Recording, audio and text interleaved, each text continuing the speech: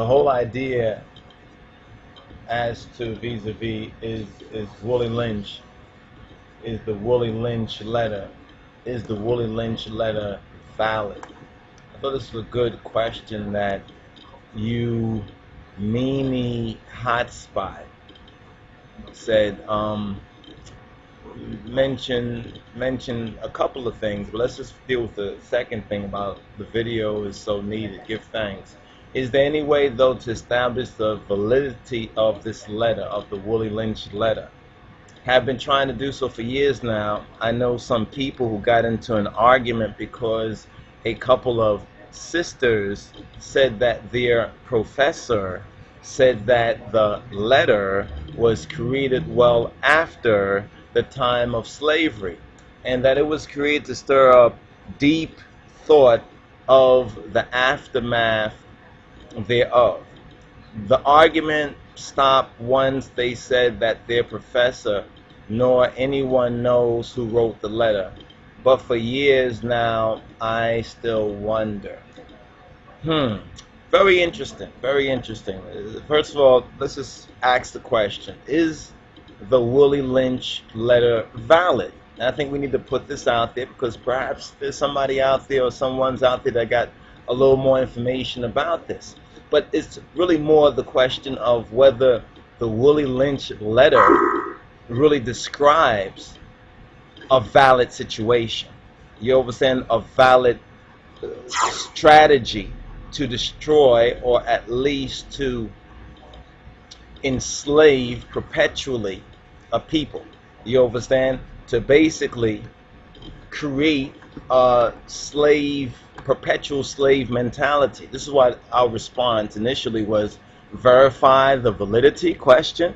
A professor? Well, you know, I'm not saying every professor is bad or every professor is good or honest or whatever like that, but the professor works for a system of things.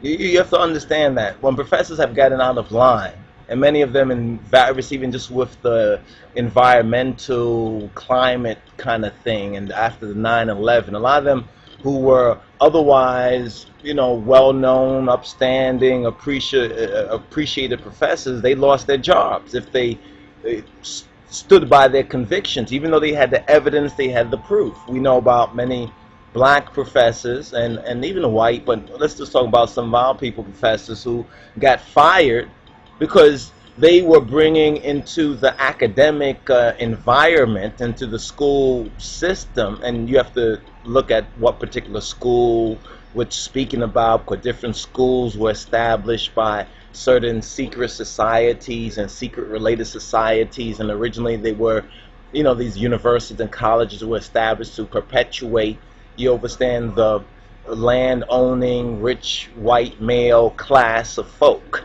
You understand? And then as it had to adapt, therefore they adapted a lot of other things. It's one thing that, you know, the system has shown us is their adaptability. You understand? But the question is, who will verify? Who's going to verify? And who will second the verification? For example, they said that, you know, years ago that black folks never done anything. You know, some still hold to that illogical, you know,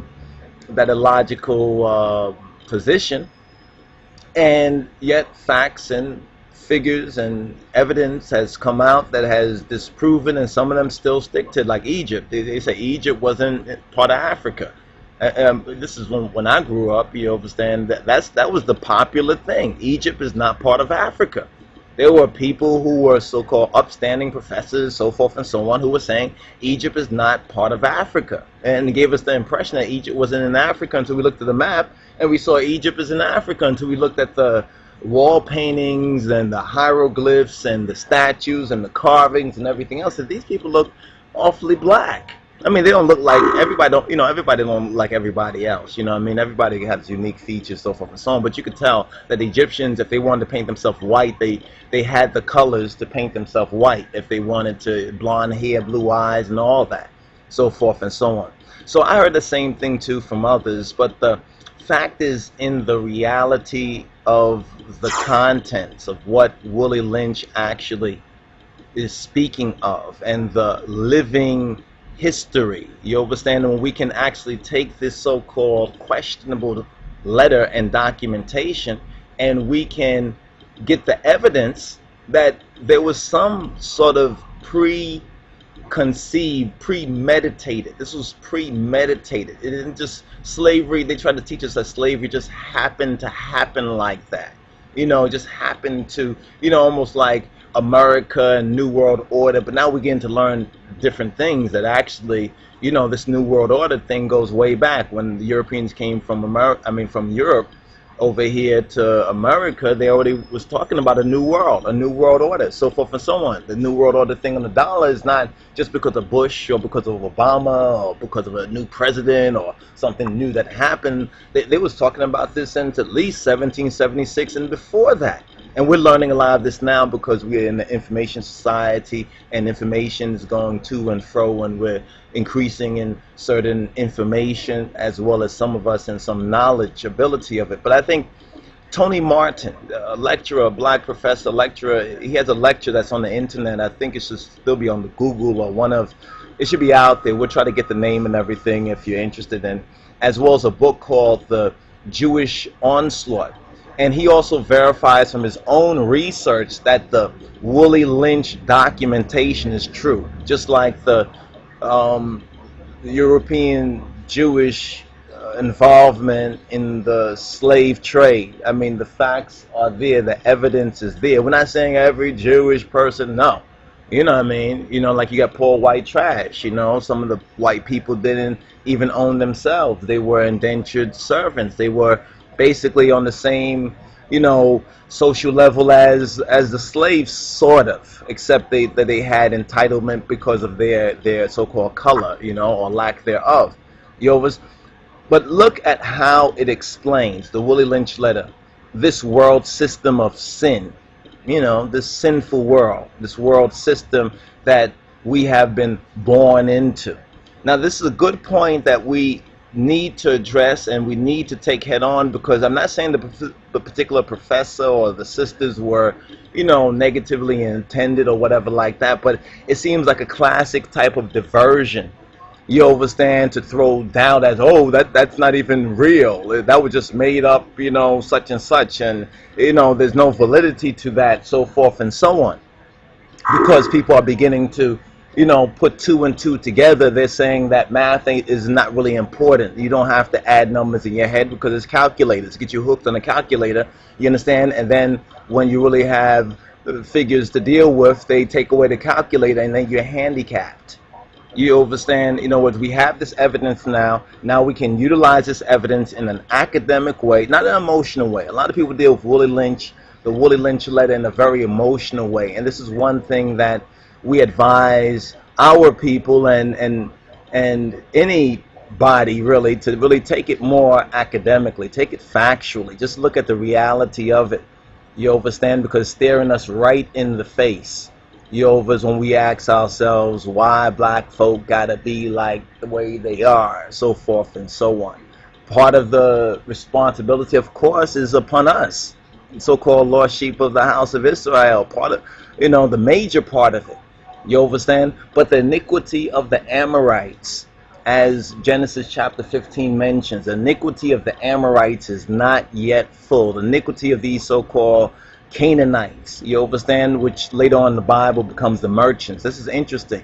The Canaanites, the leprosy thing, you understand, the European link, Indo-European link. Yeah, some of the Canaanites you can find in history were black, of course, because white come from black. You know, the recessive come from the dominant. This is just basic science, you understand. But it's interesting that later on in the Bible that these same Canaanites would be considered, you understand, that name would be used to describe merchants, you understand. And then we now look at the modern Eurocentric world coming to America, the black folks, so forth and so on, and put it all together.